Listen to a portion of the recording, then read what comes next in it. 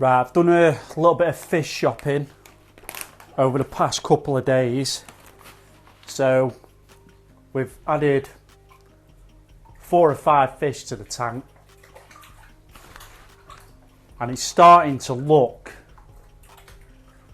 the tank's starting to look a little bit more complete to me. A lot of people will stock heavier than this, but I've got some quite large growing haps in this tank. So things like your blue dolphin, the eye biter and stuff, the rostratus, they will grow into big fish. So I don't want it to get to a point where they're absolutely crammed in. I could probably get a couple more fish in here, but I think it's almost complete in regards to the stock that I want in here.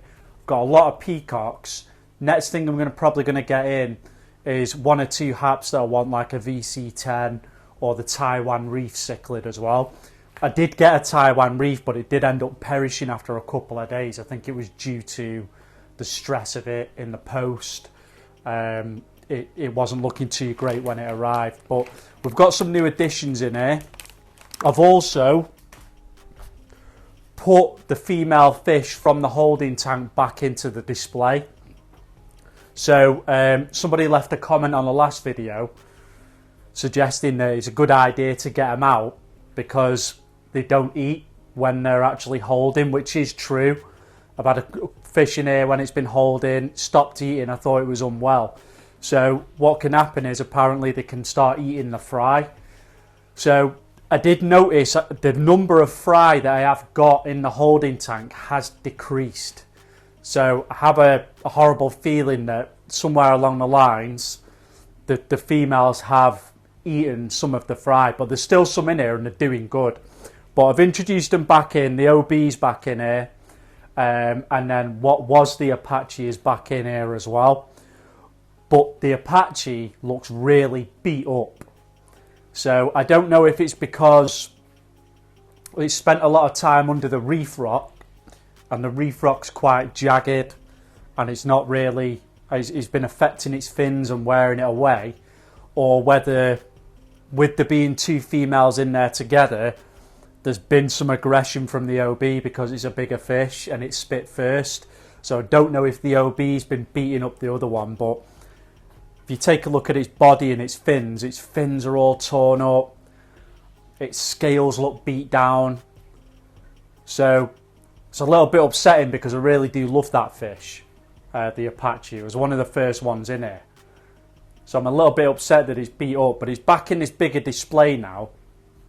I really need to come up with a long-term solution for these 2 females because I don't want them being in here being baby machines, spitting every couple of weeks and then having to take the fry out and stuff, because it's gonna get to a point where I can't manage it.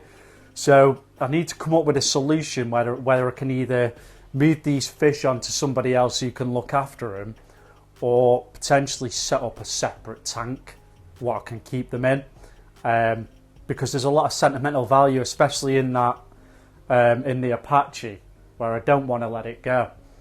But I'll talk you through some of the new fish that I've got in. So first one I got was this Sunshine. So the reason I wanted to get another Sunshine is because I haven't had any luck with the other 2.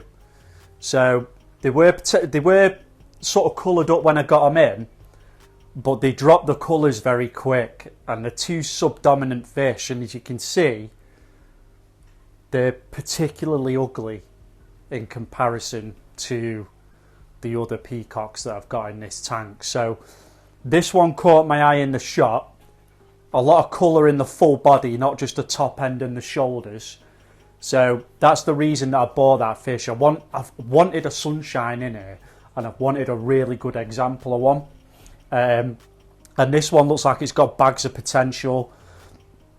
Dominant egg spots on the back fin, full coloration in the body, nice blue face, a decent size to put in here as well, where it's not going to feel that threatened.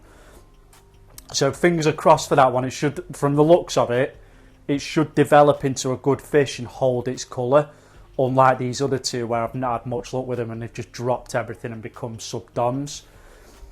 The next fish that I got was I've given them a lot of stick and said I don't really like them that much, but I've got another OB. Main reason being is this OB turned out to be female. So I got another OB. I've been a little bit more careful sexing it, made sure it's got nice big dominant egg spots on it, a lot of coloration, and he's got a bit of fight in him. You can see in here he's showing off to all the other fish. He's got a little bit of attitude, but that's a good thing. You want to pick fish where they're looking a bit spunky.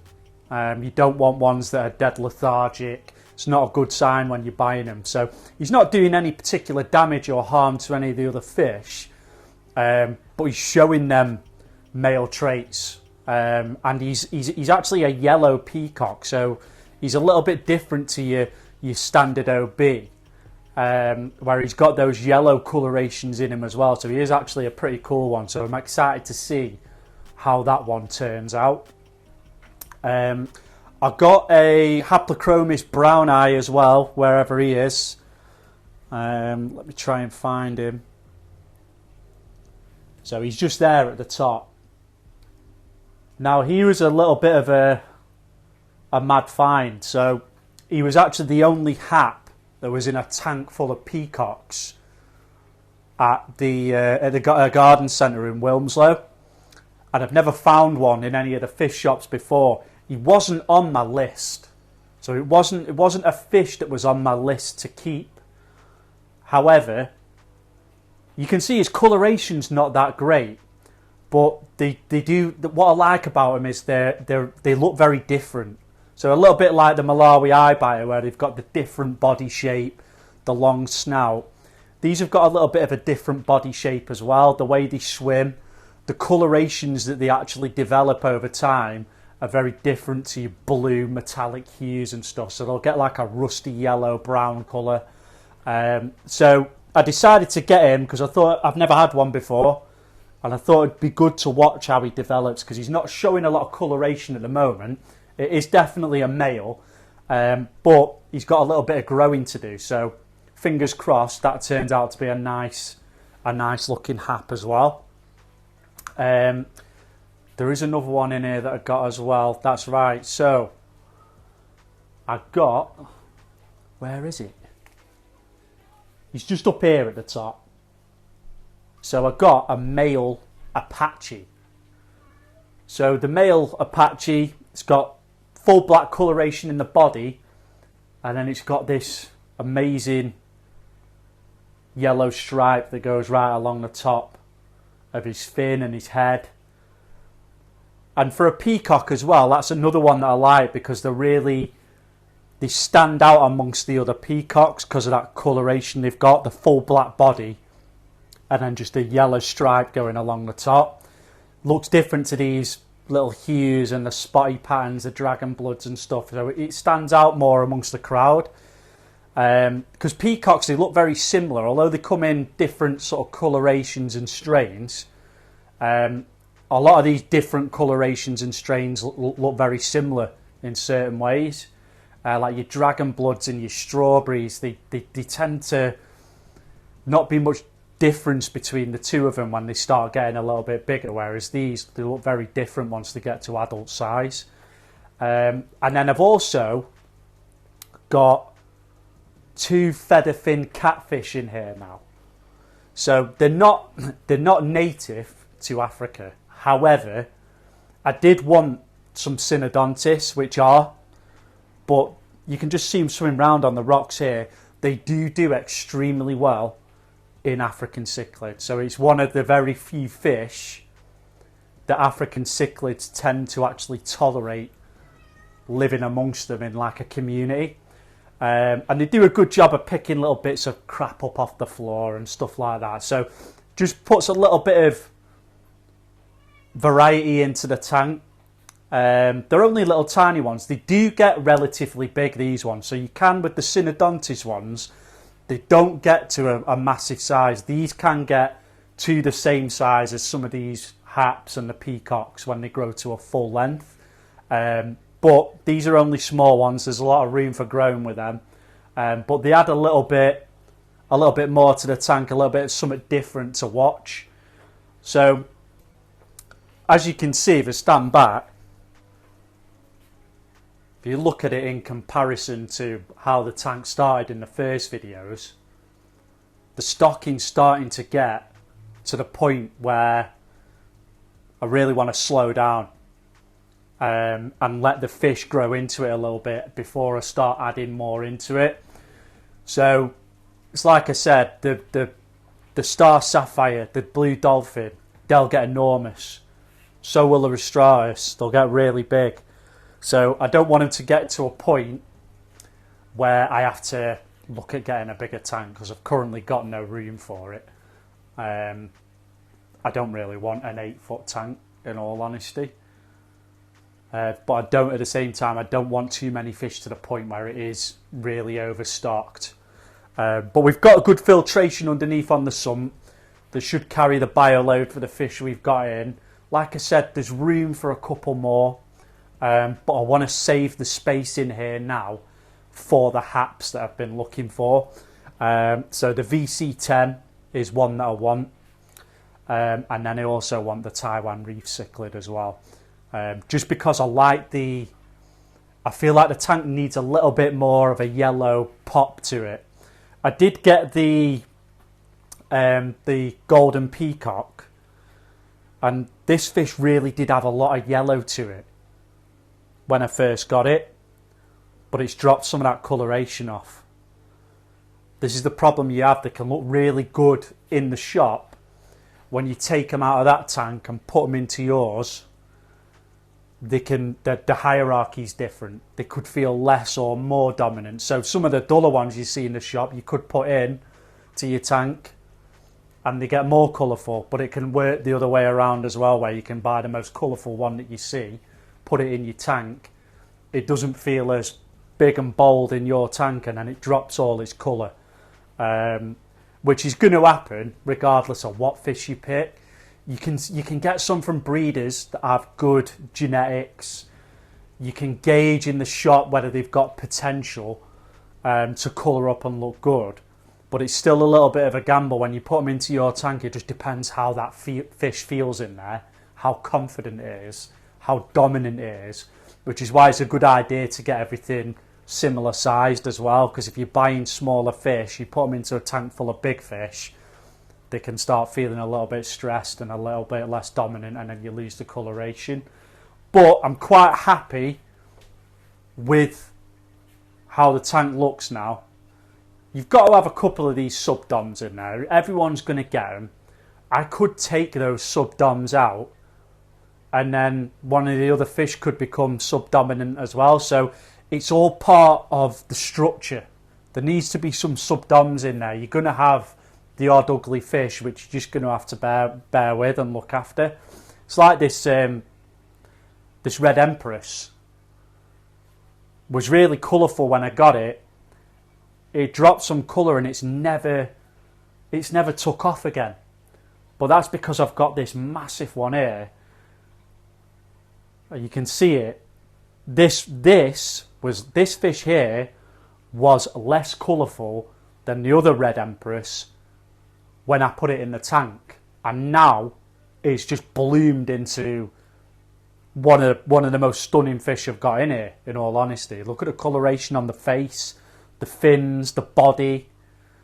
That one's going to be an absolute stunner when it gets bigger. And that one is a really dominant fish in the tank now as well, so it really stands its ground and fights with other fish. Not to the point where it's damaging him, but he's bold and he doesn't take any shit off anyone. But cool looking fish. The fry, unfortunately, I haven't really got much of an update on. So I don't know if you can see, there's a couple swimming around in there. I've taken the females out now, but in comparison to when the fish actually first spit, I'm not seeing a lot of fish left in here. Now I've counted about 6 yesterday when I was taking the females out, because I moved the rocks So I got a relatively good view of how many fish are in there, but some could be hiding in these little sort of, you see the little holes and crevices in this reef rock. They could be inside of those hiding because they're so small.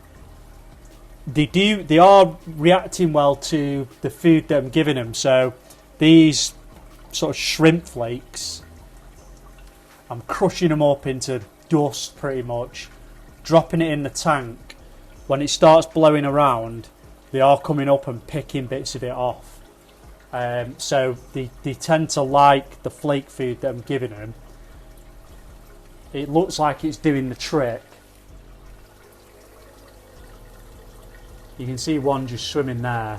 A lot of them, they'll hide behind the rocks, and I think what they're doing is sheltering from some of the flow that this pump's giving out. I think it's a little bit too much, which is why we put more rocks in last time, just to give them those spots where they can go where the flow isn't getting to them and battering them around the tank.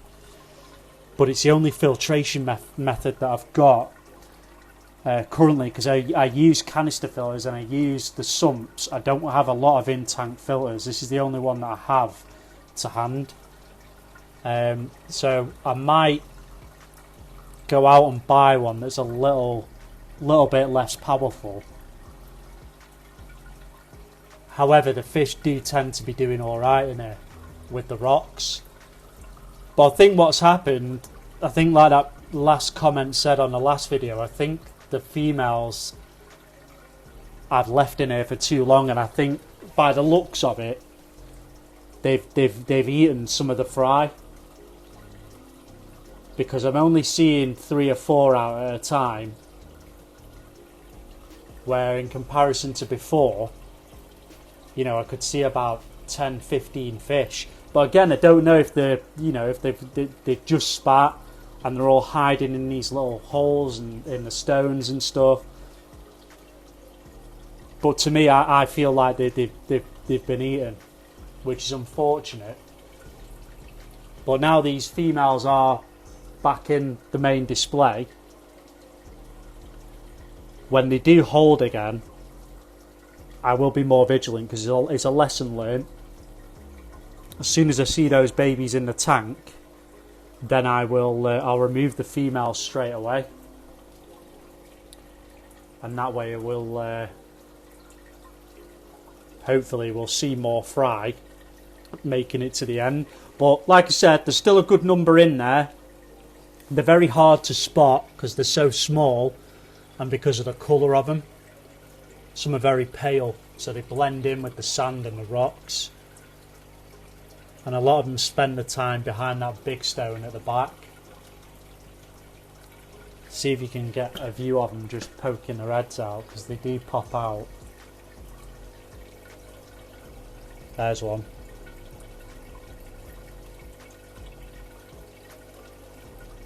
And there's another 2.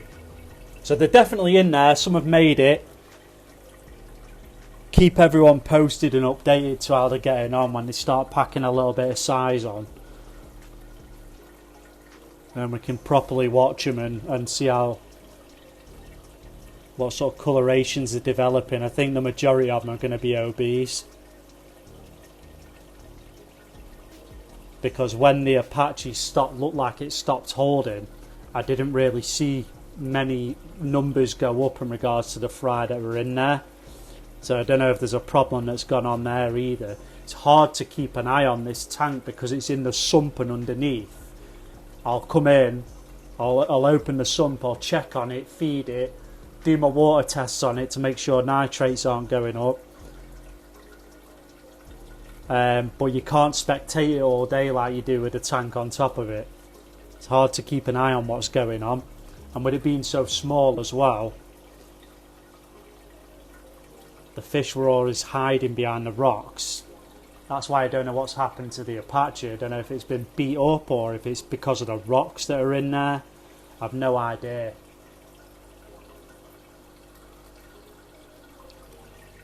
But the last time